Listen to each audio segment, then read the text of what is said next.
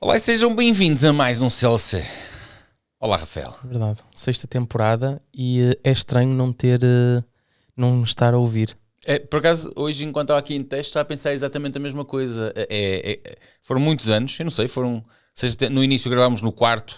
No quarto do meu irmão. Exatamente, agora estamos a gravar... Basta recuarem, o CLC tem 6 temporadas, basta recuarem à primeira e por acaso é giro avaliar a diferença, tanto de... O conteúdo, eu não vou dizer o conteúdo porque o conteúdo até é muito idêntico, não é? Desde o início nós falamos basicamente daquilo que nos apetece, daquilo que foi acontecendo durante a semana e esta também que foi sempre a essência do CLC, é um podcast onde nós falamos daquilo que nos apetece. Mas em termos de evolução do material, da disposição do cenário onde nós gravávamos, não é? Talvez o cenário que apareceu mais vezes, ou seja, mais tempo, foi mesmo o quando estávamos ali na mesa, mas já estava na hora, isto já estava pensado, quando nós fizemos as obras, ou seja, quando nós alteramos o cenário que é o espaço do Bike Fit, não é? Já tínhamos pensado vir para aqui, só que as obras demoraram muito mais do que nós estávamos à espera e não podíamos também estar a dedicar mais tempo a isto, porque estávamos depois a perder trabalho. Portanto, finalmente alterámos aqui o cenário do CLC para uma coisa bem engraçada. Já agora, esta mudança foi promovida por causa... Eu fui recentemente convidado para ir a um podcast por causa da Rota da Mamoa e tive num estúdio profissional de... Que também está aqui no canal, pode. Sim, também está aqui. Estive num estúdio profissional e eu vim de lá a pensar, isto não é assim tão difícil. Não, já temos o principal, às vezes, que é o equipamento. Exato, nós às vezes, aliás, até vai haver uma mudança na nossa sala principal, onde se faz o Bike Fit, não é? Que tu próprio estavas a idealizar uma coisa super complicada e quando pedimos uma opinião externa, tu vimos, ok, isto é simples, nós podemos fazer já o simples e depois o complicado vai-se fazendo, mas o simples nós temos aqui à mão e foi mesmo o que se passou. Às vezes o que falta é uma opinião externa. Portanto, Clayton, obrigado. E, ora bem, CLC, vamos falar sobre bicicletas. A semana passada não falamos, ou seja, houve CLC, mas não um CLC diferente. Um CLC diferente. Que também o pessoal gostou muito. E acho que é algo que... Para continuar, sim. É algo que não será... Nós até gostávamos muito, de certeza que tu gostavas muito de fazer isto de forma semanal, sim, mas de facto é um conteúdo que dá muito trabalho, é necessário. Pronto, tiveste, não digo um dia inteiro, mas certamente tiveste uma manhã e parte da tarde, se calhar, com o Roberto. Mas isso não foi um problema, pelo contrário. Não, eu estou a dizer, foi espetacular, mas depois a parte de editar, o corte e cose de tudo, muito mais trabalho. Dá muito mais trabalho do que nós virmos para aqui. Isto é uma conversa seguida, não tem cortes nenhuns. Porque, para teres uma ideia, o trabalho... Eu tinha cerca de 3 horas de gravações com o Roberto. Houve coisas em que eu tive que filtrar o que é o mais importante. O problema é que eu acho que é tudo importante. Mas chegar a essa coisa, dizer assim, o que é que eu vou seccionar disto que eu acho que é tudo tão bom, tudo tão importante... Tentar tirar o melhor foi muito difícil para caber numa hora, porque é o formato que eu quero para este... O formato para aquele formato, enquanto que nós aqui sabemos que vamos estar aqui durante meia hora a mandar uns bitites, o formato para aquele formato é 1 hora. Não, mas foi espetacular. Acho que ainda assim é um conteúdo que faz todo sentido nós trazermos. Para trazermos aqui pessoas do meio, pessoas... Neste caso foi o Roberto, que é um atleta, mas outro tipo de pessoas, a levá-los a dar uma volta, à nossa volta, não é? Tu foste dar a volta da nata, não é? Que tão bem conheces. E acho que foi um vídeo porreiro que também está a correr muito bem aqui no canal e portanto acho que foi bem. Ora bem, então para este CLC gostava de tocar aqui em pontos que eu acho que são as pérolas desta semana e da semana passada. O resultado de Ricardo Marinheiro nos Campeonatos do Mundo XCO, XCE, que é incontornável, uma vez mais. Temos que falar sobre o Liège-Bastogne-Liège, porque eu acho que há lá também coisas muito interessantes, e quero falar sobre a UCI, uma notícia que eu vi sobre a UCI querer banir as suspensões eletrónicas do BTT, por assim dizer. É isso. E portanto, depois mais um apontamento ao outro. É isso. E portanto vamos a isso. Sejam bem-vindos a mais um CLC.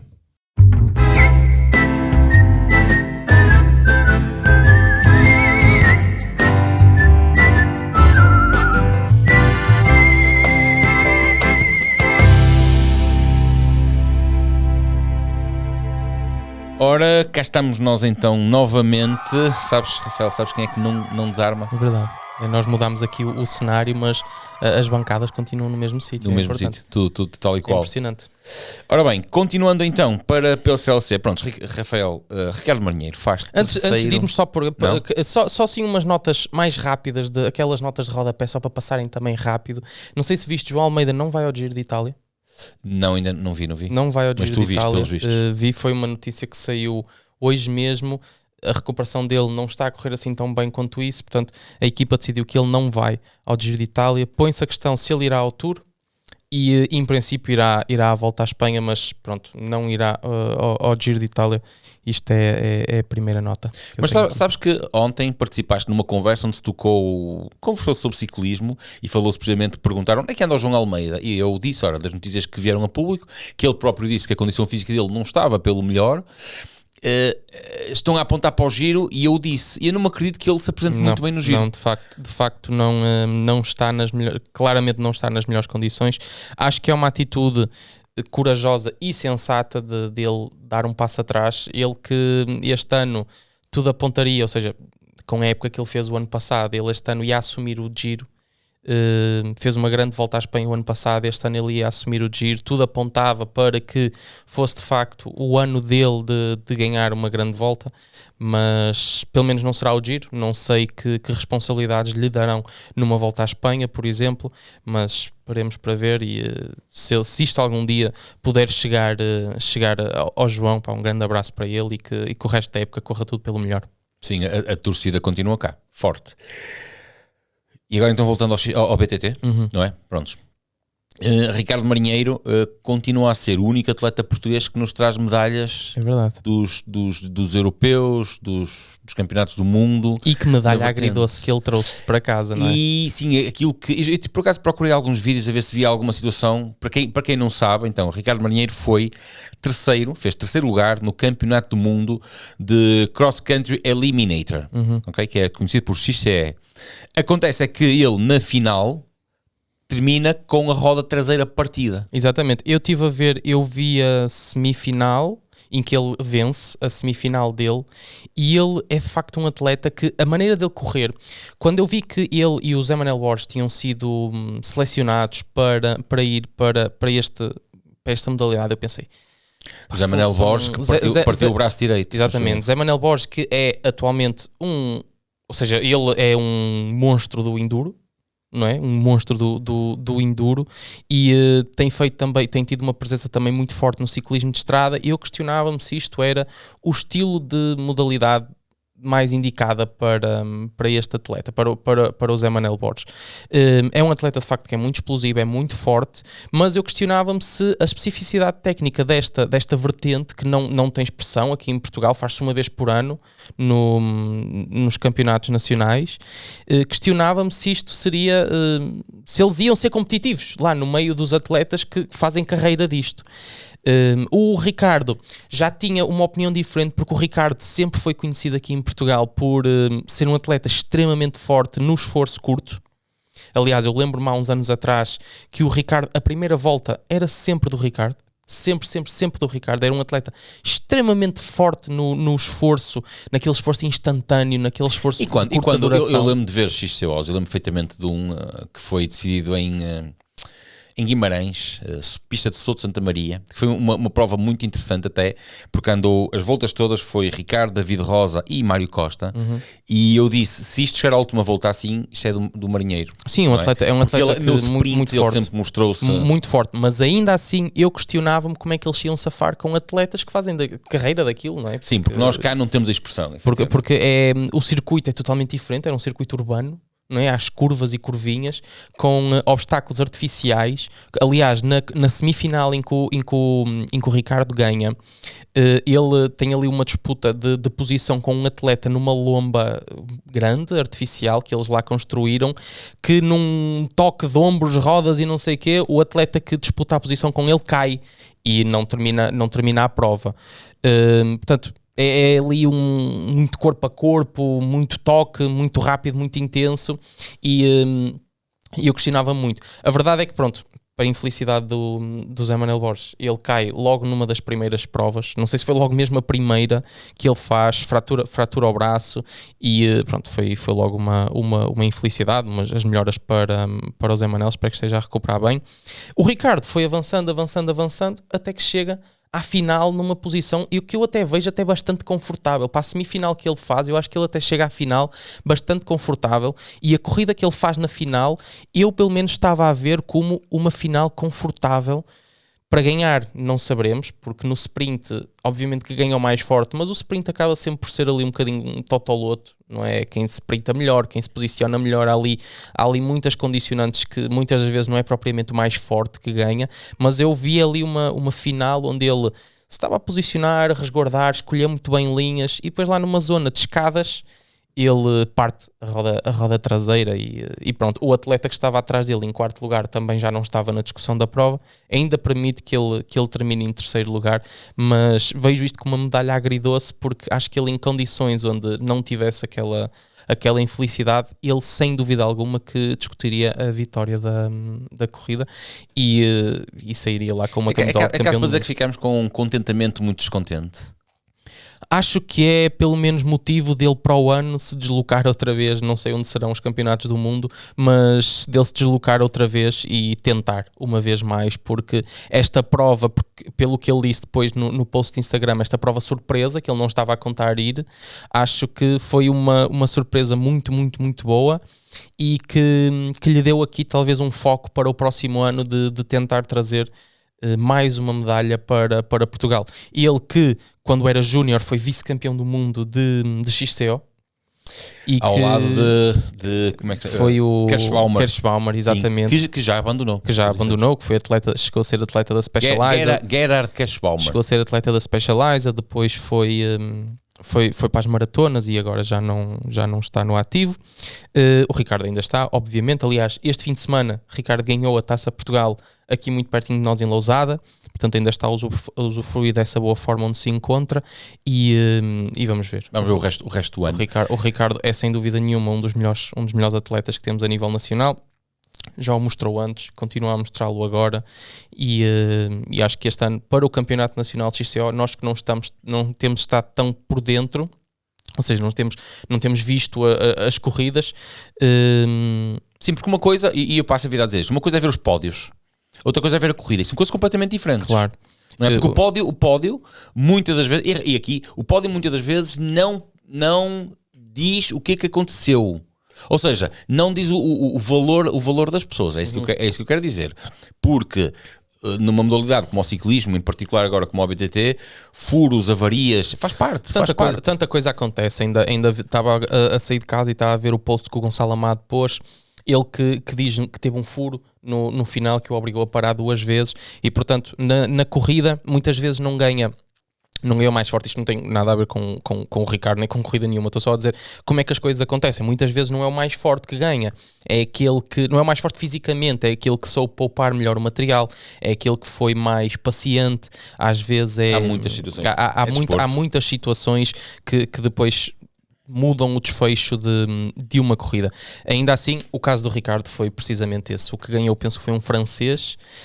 Não quer dizer que ele fosse o mais forte, apenas 2 foram eliminados logo à partida e depois no sprint acabou por vencer lá o atleta francês. Penso que era francês. Olha, eu quero falar sobre o que a UCI anda a fazer ao BTT, eu quero fazer ao BTT, mas tu, excelente passagem, falaste aí num francês e frisaste aí um francês muitas das vezes, não é? Porque há um francês que traz uma nova esperança aos franceses. Que traz uma nova esperança, não é só aos franceses, traz uma nova esperança a toda a gente que gosta de ciclismo. Porque nós, há uns anos atrás, tivemos um Pogacar com concorrência direta, não é?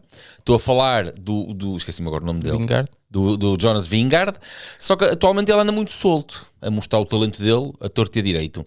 E parece que nós temos um jovem acabado de sair de júnior, um sub-23, Paul Seixas. Um sub-23 muito fresquinho. Um sub-23, carne fresca. Já a dar pano para mangas àquele que é o melhor ciclista do mundo e para muitos o melhor ciclista de todos os tempos. Tivemos uma Liège-Bastogne-Liège muito interessante na perspectiva, ou seja, eu tenho aqui pontos em que eu digo que foi muito interessante, porque de facto acho que tivemos um Paul Seixas a assumir um papel de líder com 19 anos, um papel de líder sem medo, a bater frente a frente com o melhor ciclista da atualidade. Acho que o Pogačar não estava no limite. No entanto, há um dado muito interessante que lá numa subida foi feito o maior esforço de sempre numa prova de ciclismo. Não sei se tu viste. Os 4 minutos mais fortes de sempre, os dois atletas fizeram 8.7 watts por quilo de média. 8.7 watts por quilo lá numa subida foi o maior esforço de sempre no ciclismo, da história do ciclismo mesmo. E portanto... seja, dois atletas fortíssimos. Paul Seixas, quando o Pogačar sai, o Paul Seixas não lhe dá 20 centímetros, sempre ali na roda. Quem eu coloco uma vez mais como talvez desilusão por aquilo que promete e que diz que vai fazer e que acontece é o Remco. Uma vez mais. O Remco com o Evenepoel, que depois... Fica difícil de defender às vezes. Muito mal colocada a corrida toda. Quando o ataque se dá, ele nem dá fé do ataque.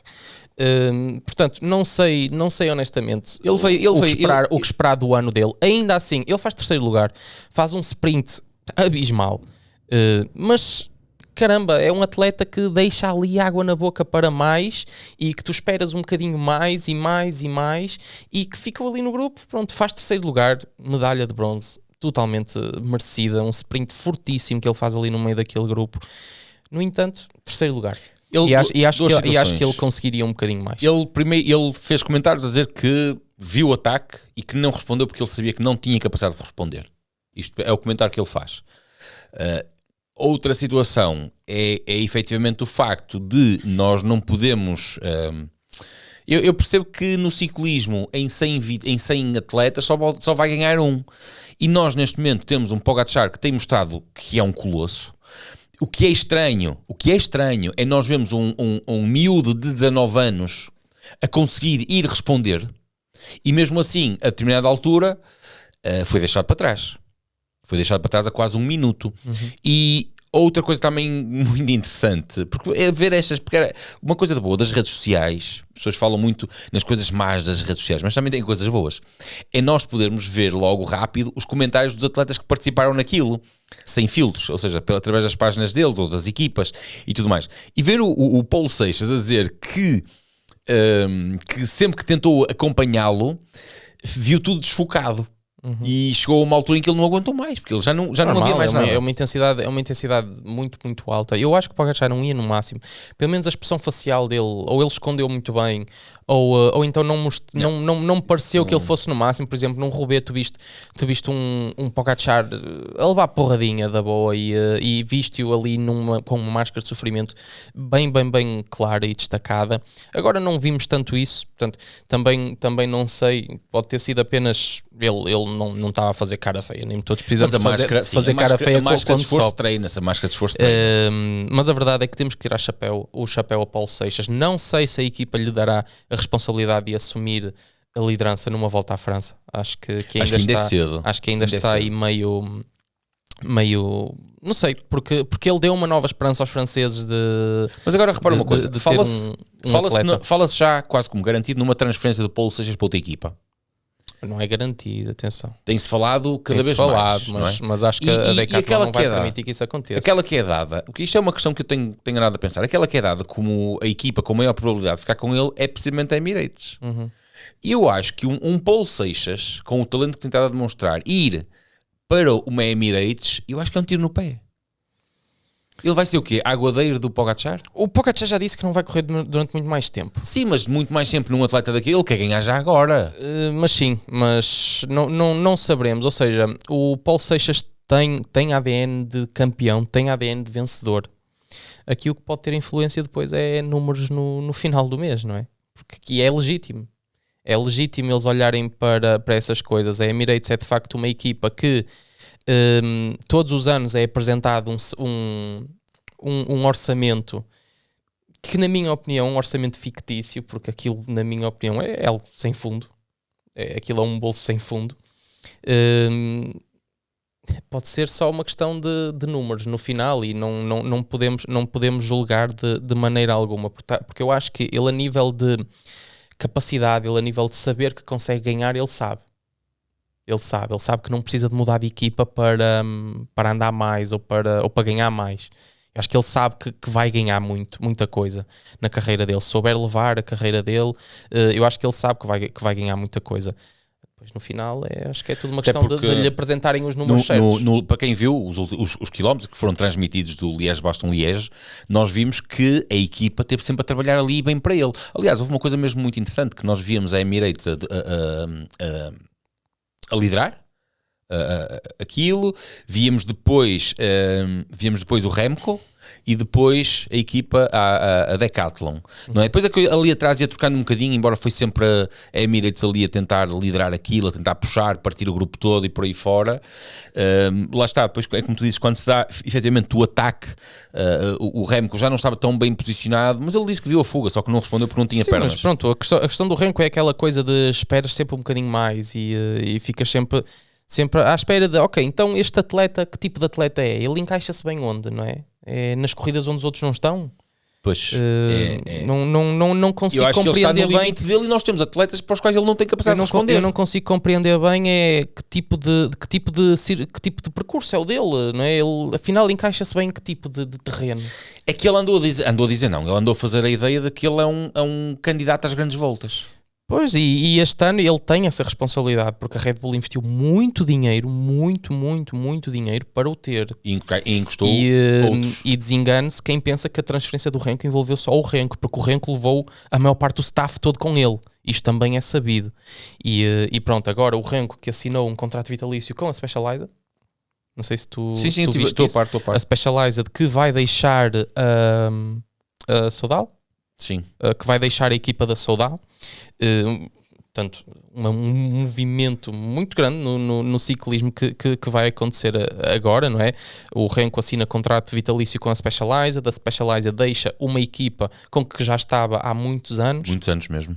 E portanto, um movimento aqui muito barulho e a Red Bull investiu muito dinheiro nele e na vinda dele para a equipa, para ele agora vir a ser um flop numa grande volta. Portanto, ele tem muita pressão em cima dele para render e para apresentar resultados este ano. Veremos como é que vai ser esta volta à França. A Emirates está muito fragilizada. A Emirates está a ter um dos piores anos, comparado, por exemplo, com o ano passado, onde ganharam tudo e mais alguma coisa. Este ano eles estão com baixas muito grandes. Del Toro está lesionado, o João está doente, e outros que também não estão em condições. Não sei como é que eles se irão apresentar para a volta à França em termos de forma física. No entanto, tudo indica que eles, ao recolherem para já estes atletas, por exemplo, se eles decidirem levar o João e o Del Toro, cuidado com a armada que vão levar para a volta à França.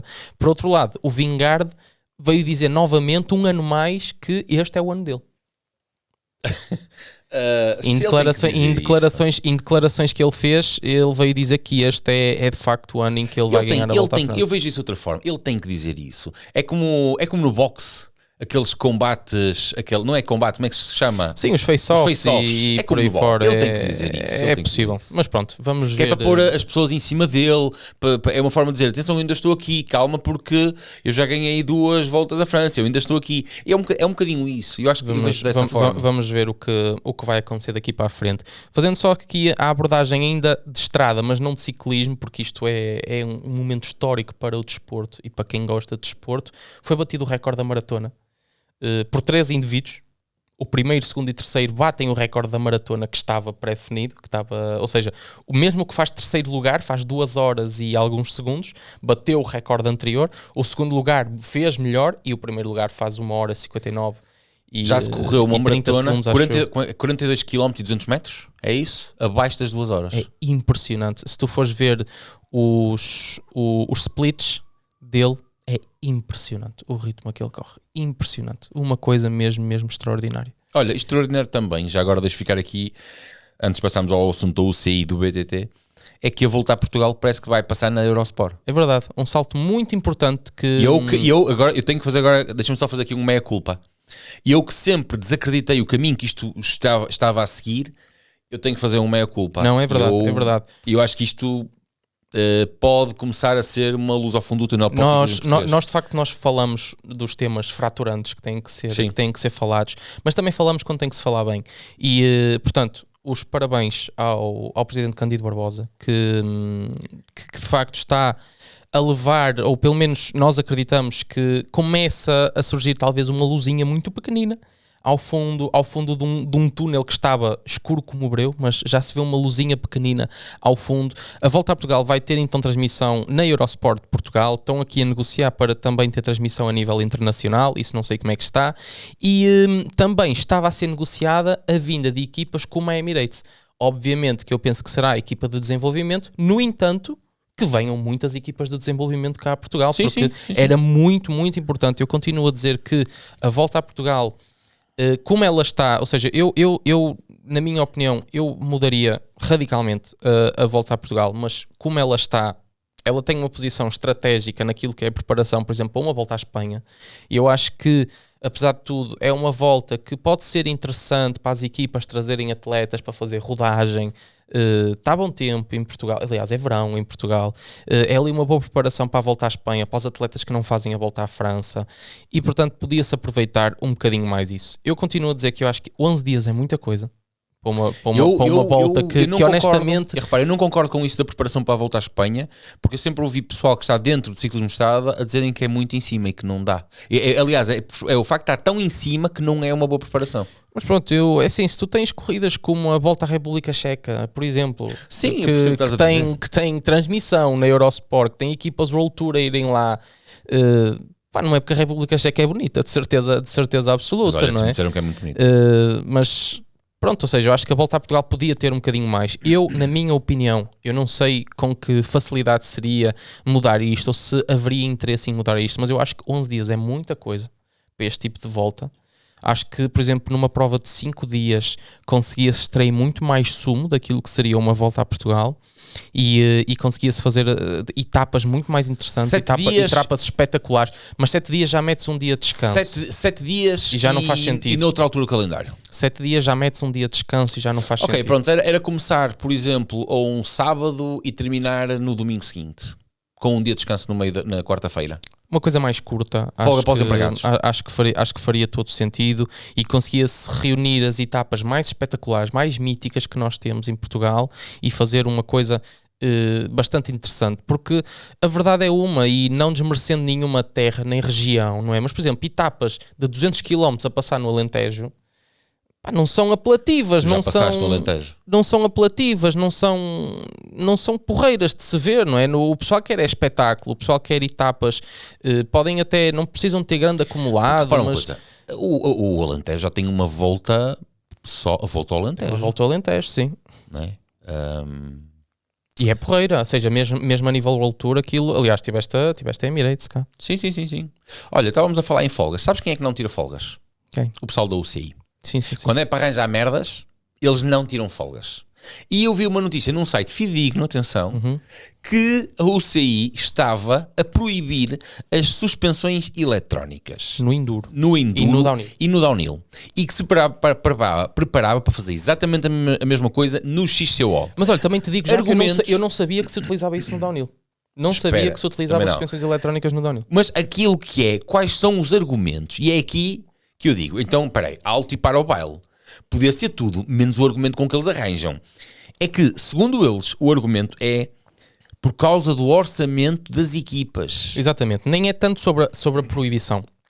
Porque nós já estamos habituados que a UCI venha com proibições estúpidas e novas leis a saírem que em nada favorecem o espetáculo, em nada favorecem os ciclistas, nada de nada, não é? Nós, pronto... Já ouvimos a UCI a ponderar diminuir a velocidade das corridas. Não, isso é o que eles querem.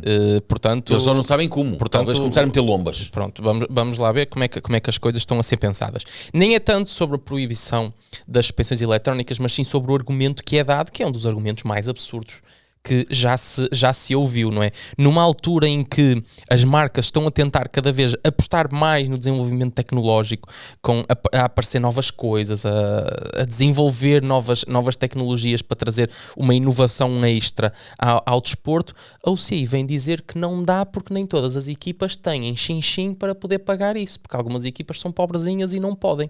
Opa, para mim é dos argumentos mais estúpidos e é então, ok, então vamos limitar tudo por baixo.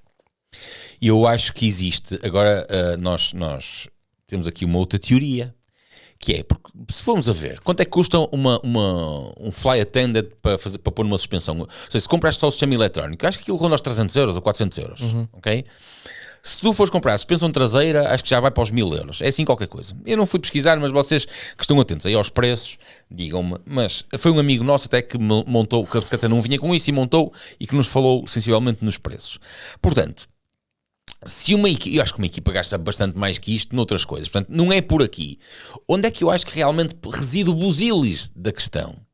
Que é pressão de outras marcas de suspensões para que não seja permitido os sistemas eletrónicos. Sim, é de facto um argumento que é mais válido e que de facto a UCI não podia ir por aí porque isso não Sim, isso a UCI não pode dizer, vamos proibir porque só eles não gostam, porque a Fox não está a gostar da brincadeira. Não sabemos se é por aí, atenção, isto é tudo... Estamos a especular. Estamos a especular, tudo opiniões, não é? Porque de facto o argumento de ser as equipas não terem orçamentos para isto é de facto completamente absurdo o que está a ser dito, porque sendo assim então as marcas, as equipas de fábricas não desenvolviam, porque vai haver sempre equipas que não são de fábrica que não têm orçamentos que as equipas de fábrica têm, não é? Porque as equipas de fábrica são sempre muito maiores do que as equipas mais que não são de fábrica, não é? Então acaba-se já com tudo, todos tinham acesso ao mesmo, todos começavam com os mesmos 100 euros iniciais, cada vez que passavam na partida ganhavam mais 200 e toda a gente ganhava o mesmo, não é? Andava tudo com bicicletas de alumínio outra vez, porque o carbono é caro. Eu acho que isto de facto é um argumento parvo e de facto levanta aqui algumas dúvidas quanto à veracidade disto que foi dito, não é?